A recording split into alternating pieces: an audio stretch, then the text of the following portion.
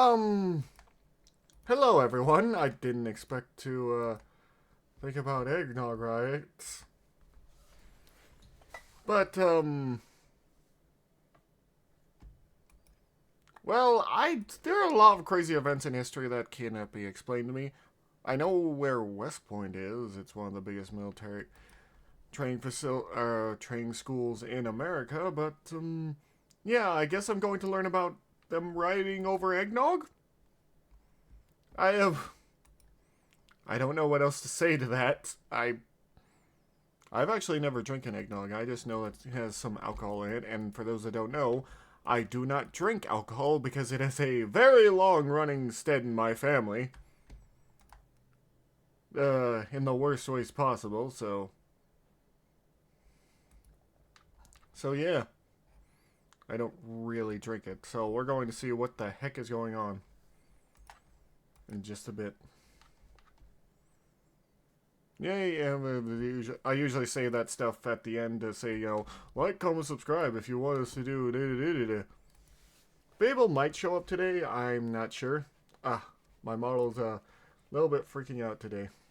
Don't know why. Wonderful. Anyway. Oh, I know how to fix this. Anyway, back into it. It was the night before Christmas, and all the cadets at West Point got hammered, destroyed their barracks, and tried to kill several of their instructors. What?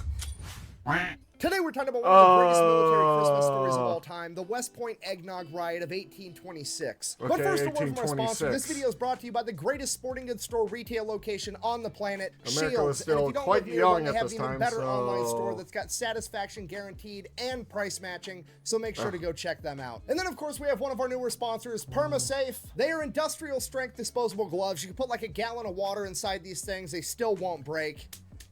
That's What quality the hell? jiggling right there. If you actually work with your hands, you need some PermaSafe Cars, rubber bad gloves, cars. okay? You're just We're trying to reacting get to 40 hours stuff. on your paycheck. You're not trying to go home and give your wife a UTI. Keep your hands clean with PermaSafe disposable gloves. We need those Now, at you're my gonna feel some workplace. pressure. I mean, back to the video. All right, important background info. West Point, the prestigious military academy, was created in 1802, and from 1802 to 1817, it was a complete shit show. It had a terrible reputation for being complete and utter chaos. Pretty much This all I of did the not time. know. Cadets were allowed to come and go as they pleased, and then when they did show up, they were too preoccupied drinking Oh, or dueling one another to yeah. actually learn how to become effective military officers. That's not good Cue at this all. man, Colonel Slivanus Thayer. He's going to be hired as Slivanus superintendent Thayer. in 1817, and he's going to turn this ship around. He's Good. going to come up with all kinds of radical rules, and because of this, he is regarded as the father of West Point. And when I say radical rules, it was basically just him pointing out obvious shit that we shouldn't be allowed to do anymore, like Yeah. get drunk all day, kill each other in duels, and you actually have to show up to class. The hard Yeah, duels were a very dumb part of American history that we had. We also had, I think, one or two presidents take part in duels. Famously, one of the worst presidents we ever had, Andrew Jackson, took part in a duel where he barely survived and then cheated because, well, he reloaded his gun. You're not allowed to do that in a duel. Like, the dude got shot basically so close to his heart that they had to keep the bullet there afterwards. Andrew Jackson was not a very smart man, not a very good man, and, he didn't have much left, let's be honest. He was also a very strange man.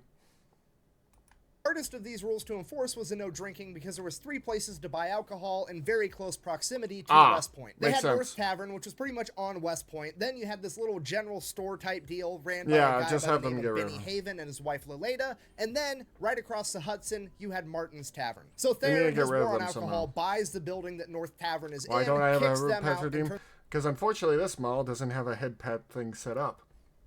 I have a head pad redeem for the others, but I forgot to set it up for this one. I do have a head pad redeem in the points turns it thing. into a hospital. Then he instructs Benny Haven and his wife to no longer sell alcohol to any of the cadets. The only tavern left after that is Martin's Tavern, but that's across the Hudson River, so he just leaves a guard on sentry duty at the dock where the boats are 24/7 to keep any cadets from going over to that tavern. That's it. The alcohol problem is solved. Or Good. so they thought, you see, because Benny Haven over here is one of the boys. He was a veteran of the War of 1812, so he keeps selling alcohol under the table, hush hush, to all the cadets cadets. Oh my This goes God. on for a couple This years, is and then bad. Thayer finally catches Benny and his wife selling alcohol, kicks them off the West Point campus, and the Good. rumor is they are the only two people to ever receive a lifetime ban from the military academy. Now, at this point, God Benny and his wife have damn. essentially lost their job Oh. and their home. Pretty much anybody would be begging for forgiveness and promising not to do it again, but Oh. Benny and his wife Lolita are the Oh, number one supporting no. characters in this story because they decide that they're going to buy a fishing shack right on the Hudson River. Why right are outside they of so West set? Point, where all the Were they cadets can just get to that them. Benny's successful? New Tavern, though, is only accessible from two different routes. You have to either get there by a boat on the Was Hudson it River, the money or worth you have that to crawl much? down a 60-foot steep cliffside that has stone stairs carved into it, meaning that it is treacherous for pretty much anybody, especially if you're drunk. And whether Yeah. Benny intended it to be this way or not, this actually discourages pretty much anybody except for a bunch of cadets that are trying to avoid Yeah. being caught from drinking at his tavern. 'Cause So his tavern... Here's the thing. Especially teenagers think that they are the most invincible person in the world and nothing can stop them. It's kind of why a lot of, like, pilots are usually a lot younger in, like, the part of World War II. Because they believe that they're invincible. That nothing can touch them. That nothing can stop them. They quickly learn that that's not the truth, but, you know, everyone thinks they're the main character until they're not. Tavern is essentially just West Point cadets all the time. The only problem with that is that the West Point cadets don't actually make any money, so Benny decides he's going to give everybody a year-long tab, and he's willing to let them pay off their tab in barter, and the only thing he's not willing to accept is West Point military uniforms. He accepts everything else, including their knives. shoes. Okay, if you're not picking up what I'm putting down, I'm trying to tell you that a grizzled stealing. veteran from the War of 1812 has opened up a bar right outside of West Point, and all the cadets can go there, get drunk, and pay for it with shit that they've stolen. I mean, strategically transferred to his location. They stolen obviously military all the equipment. cadets love this guy. He's probably the most influential bartender in American history. Any big Influential military name bartender. from that era that went through West Point was friends with Benny Haven. Of course Ulysses they S. were. Grant. Oh, Homeboys. really? Edgar Allan Poe Oh, is yeah. quoted as saying that Benny was the only congenial soul in that godforsaken place. So that's the deal. That's where Yeah, Edgar Allan Poe hated being in the military school, though he was kind of forced to be there, so... He was a poet. He was more of a man that just didn't like... Well, he had a lot of problems, I'll just say that. The people that sent him there didn't really give him a lot of money, so he just kind of was surviving. everybody goes to drink and get their alcohol. It's from Benny Haven's Tavern, except for the 2 times a year where the cadets are actually allowed to drink on campus, and that is 4th of July and Christmas. Fast forward, 4th of July, 1826, all the cadets are drinking on campus openly because they're allowed to, because it's 4th of July, and they get absolutely hammered. At which point, they decided that they were going to perform a snake dance. I have no idea what that is, but apparently at the end of it, they ran over, picked up the Commodore of West Point, Major William Worth, carried him off to the barracks because they liked the guy so much, they wanted to kidnap him so they could go drink with him. Because of this, Superintendent Thayer decides that they went too far and that there's just going to be no more drinking ever again at West Point. Fast forward later that year, December 22nd, 1826. It's almost Christmas, and for the first time since West Point's inception, the cadets are not going to be allowed to throw a Christmas party on Christmas Eve and have everybody get hammered on eggnog. So obviously they're going to do it anyways and just try not to get caught. Yeah, I mean, worst case scenario, they do get caught. What's really going to happen? Nah, I don't think so. More like chewed out. I've been chewed out before.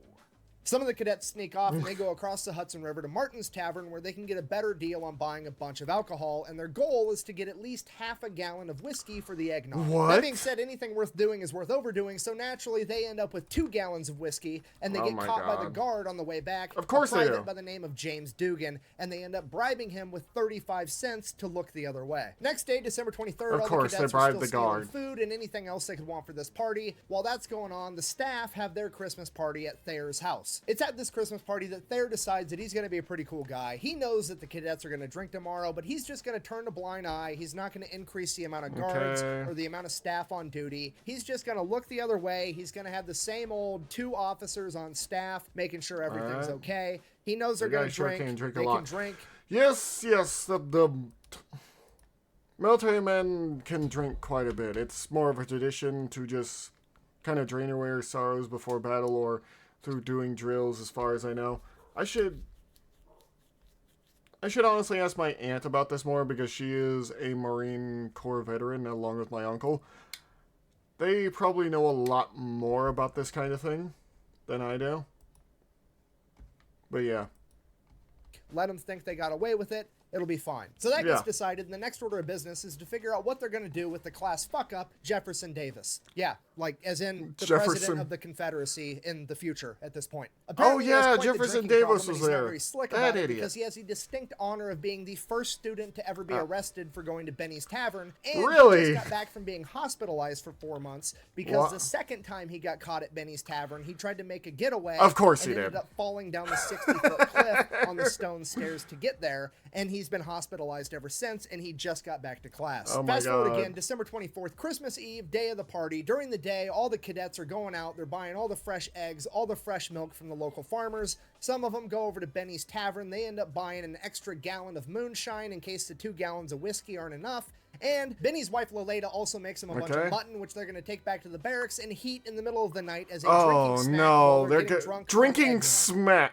Eggnog and mutton, which is disgusting to think about. All right, fast forward a couple drinking hours. Snack is just so strange. They already have so much alcohol already. It's time to get this party started. They break out the wooden buckets. They start mixing the eggs and the milk and the booze to make their eggnog. The 2 officers that are in charge of everybody, Captain Ethan Hitchcock and Lieutenant William Thornton, are going to bed at like 11, midnight. That's when the party's really going to start. And that's pretty much exactly what happens. Hitchcock and Thornton go to bed, and then everybody else just kind of starts drinking quietly in their barracks rooms amongst themselves, hanging out, having a good time. I don't know what their plan was for this. Things get a little bit louder and a little bit louder as everybody gets drunker and drunker. And that's what happens when people get drunk. They get loud. Captain Hitchcock is awoken by a bunch of noise. So Captain Hitchcock gets up out of bed. He's going to go investigate, but he knows exactly what he's going to find. This dude's been in the Army his whole life. He knows it's just a bunch of cadets drinking on Christmas Eve. It's not really that big of a deal. All he's going to do is he's going to go find the first group he can, tell them to be quiet. They're going to tell everybody else, and everything's going to be completely fine. So that's exactly what he does. He goes upstairs to the first of many barracks rooms. It has a bunch of cadets drinking inside of it, pokes his head in the door, and is like, hey, shut the fuck up and go to bed. And they're like, cool, our bad. And he leaves. He goes back to his room. And that should have been the end of the entire thing. So Captain Hitchcock is laying in bed. Sure enough, somebody starts banging on his door. So he pops up, goes to check the door. There's nobody there. Looks down the hallway. Nobody there. That was weird. Whatever. I'm going to go back to bed. Lays back down. 5 minutes later, somebody bangs on his door again. They're doing this. Checks the door. Nobody's there. Looks down the hallway. Nobody's there again. Shuts the door, stomps on the ground like he's going to lay back down in bed, and waits there for like 30 seconds. Somebody bangs on the door again. He opens the door, and all he catches is the ass end of a bunch of cadets yelling, "Tally-ho, Hitch." Okay, now it's on. Okay, yeah. Cool. You guys are being drunk assholes. You're being idiots. Now I'm putting my foot down. So he goes upstairs. He starts kicking in doors, chewing people out, writing down people's names. He gets to one room. 2 of the cadets try to hide underneath a blanket, and another guy tries to take his hat and cover up his face so he can't write his name down. The dude's under the blanket. He's like, take the blanket off. Quit fucking around. Whatever. They take the blanket off. He sees who they are. Okay, cool. Dude with the hat won't take the hat off of his face. He tries to walk past him. He ends up pushing him back into the room, and he's like, no, take the hat off your face so I can see who you are. Yeah. The dude doesn't do it. So he's like, take the hat off, or I'm going to take the hat off for you. And then he rips the hat out of the dude's hands, sees who it is, writes down his name, no big deal, goes into the next room. Now, the logical thing to do here would be to go to bed and deal with your punishment in the morning. However, since they're drunk assholes at this point in time, they decide that since Hitchcock actually touched one of them, that it was an attack on their honor, and they needed to retaliate. So they went and got and knives and pistols, and they were going to hunt Hitchcock down and kill him. Cut back to Hitchcock. He's making his way through the barracks. There's drunk cadets laying down in the hallway. It's a complete shit show. He makes his way into one of the bigger rooms. There's like 20 cadets inside of it, at which point he explains to them that because there's more than 12 of them, this technically constitutes as a riot, and starts reading them the Riot Act before informing them that they're all under arrest. Then after placing all of them under arrest, he tells the cadet in charge of this like area or this room that he needs to open up all the footlockers so he can find all the booze and get rid of it. And that cadet is like, no thanks, and he goes and lays down on the floor and falls asleep. At this point, fucking Jefferson Davis, the future president of the Confederacy, runs in, slams the door behind him, holding the door while looking at it, and is like, guys, hide the grog, Hitchcock's coming. And then he turns around and Hitchcock's right there, and he's like, oh. Idiot. Damn. At this point, Captain Hitchcock looks at Jefferson Davis and is like, take your dumb ass to bed. And he's like, okay. And then he goes to bed, falls asleep. That's the rest of the story for him. Yeah. Captain Hitchcock literally just told the future president of the Confederacy that it's past his bedtime, and he listened. This man is the biggest gangster in the entire story. Captain Hitchcock then turns around to the 20 cadets that he was just He tried to be nice. He's done with it. They look at him.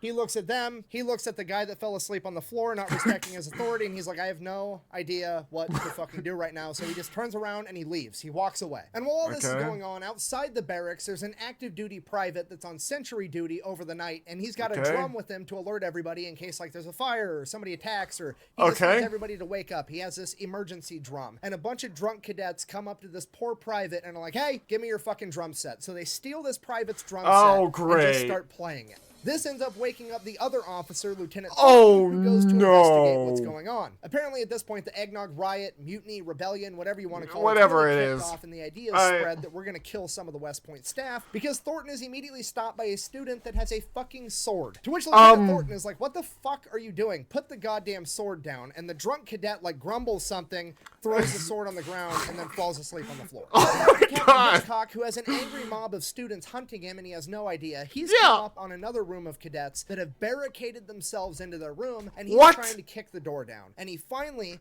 kicks the door in, and one of the cadets pulls a pistol and fires, and at the last second, one of the other cadets hits the pistol up, and the bullet hits the door frame right next to Hitchcock. And Hitchcock is like, holy shit, okay, things are getting out of hand, it's time to go get help. Cut back to Lieutenant Thornton, who just got done dealing with the cadet with the sword, and then he hears a gunshot, and he's like, what the fuck is happening right now? So he goes to investigate what the hell is happening with this? There, one of the cadets hits him in the head with a piece of firewood and knocks him unconscious. Oh my god. Hitchcock makes his way out of the barracks. He's going to find help. He runs into Private James Overton because he was looking for him, and James Overton is like, hey, your cadets stole my drum set.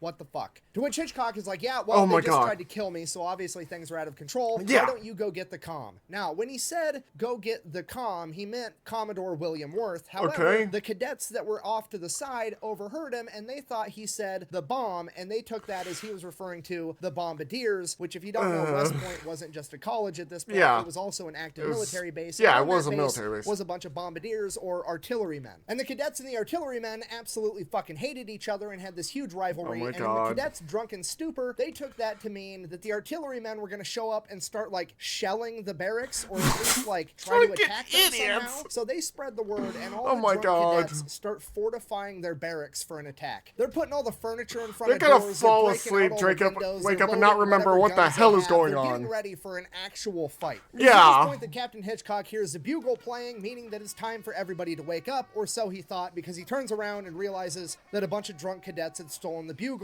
and were playing it too. He then just kind of stands there for the next couple hours watching all the cadets fortify the building for an attack that's never coming as they break out windows, ruin a bunch of furniture, and then eventually they all get quiet and pass out drunk, waiting for the attack to come that never actually comes. So then the real bugle does actually kick off, and all the other people start showing up. There's a couple of barracks that weren't actually involved. All those cadets start showing up. The rest of the staff, Superintendent Thayer, and everybody is like, what the fuck happened? There's broken glass everywhere. There's mutton vomit all over the place. There's drunk privates out in the field with a drum set. Like, what is happening? So then Captain Hitchcock goes over, talks to Thayer, explains everything that happened, and he's like, what do you want me to do? And Thayer, the dude that knows everything, like, total hard ass, he's like totally in charge. Even he's like, I have no idea. So they just kind of go about their day like nothing happened, and then slowly over time they kind of figure out, okay, well, we have to do something. So they launch a little internal investigation. They figure out that there's like 90 cadets involved in this riot, and 90 is like roughly a third of all of West Point. So obviously they're not going to be able to kick out everybody. So they decide they're just going to take like the top 20 worst offenders, and they're going to expel them. And like all but 2 of them were invited back the next year. So basically it was just a for show punishment. Some of the more notable names of people that were expelled include Hugh Mercer, who ended up being a general for the Confederacy in the Civil War. Then you had Samuel Roberts, who ended up being the Secretary of State for the Republic of Texas. You've got Benjamin Humphreys, who was expelled, who ended up being also a Confederate general and the governor of Mississippi. Jefferson Davis famously didn't get a punishment at all. And then you had John Campbell, who they tried to expel, but he argued his way out of it, and he went on to sit as a Supreme Court justice. Really? Which, I mean, you have to admit, between a bunch that must have been a hell of an argument, like, to be able to argue your way out of that, which, yeah, if you're that good at arguing, I guess be a Supreme Court Future justice. Confederate leaders getting in trouble for a grog mutiny and a future Supreme Court justice arguing his way out of his punishment. It's some of the best examples of foreshadowing I've ever seen in my entire life. Yeah. In conclusion, the moral of the story is that if you're gonna do the wrong thing, do it with a lot of your buddies, because they can't get all of you in trouble at the same time, because who makes a dream work, even if the dream is to be an asshole on Christmas Eve. I don't know about Best way to that support the channel is go buy nowadays. some merch over at thefatelectrician.com. Happy Christmas, Merry, whatever the fuck you celebrate. Quack bang, out. I'm gonna go drink some eggnog. Like I said, I don't drink alcohol because... And Laleda even makes them a bunch. Oh, outtakes. I keep wanting to say fucking hummus. It's not hummus. It's, what the fuck is it called? Damn it! Fucking mutt. Why am I getting mutton and hummus in my fucking head? I don't know, dude. When you're recording things, sometimes your mind just blanks and you don't remember what you're recording exactly. But yeah. Of course, the guy who argued would be... I mean... It makes sense. The guy who was able to argue his way out of that, of all things, would become a Supreme Court justice. But yeah. That was rather interesting. I didn't know what to expect when going into that. I had never heard about this event, but there's always a lot of little events in history class that we don't really get to touch on, so it's always fun to see them. So, I'll say this.